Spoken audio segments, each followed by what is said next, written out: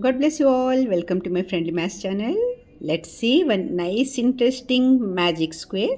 Can you complete it? See here only three numbers are given.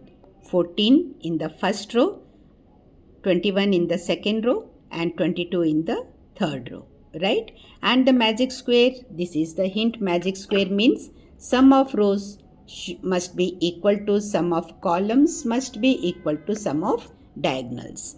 Means whatever the numbers you are adding in this row, in this column and in these diagonals, everywhere in wherever, first row, first column, whatever must be equal.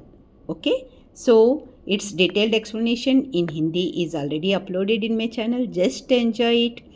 It seems difficult but not at all difficult. Okay, have a nice day. If you have enjoyed this video, please like it, and if you haven't subscribed, please subscribe the channel, and please don't forget to share it with your friends. Let everyone enjoy this nice interesting puzzle. Thanks a lot for watching.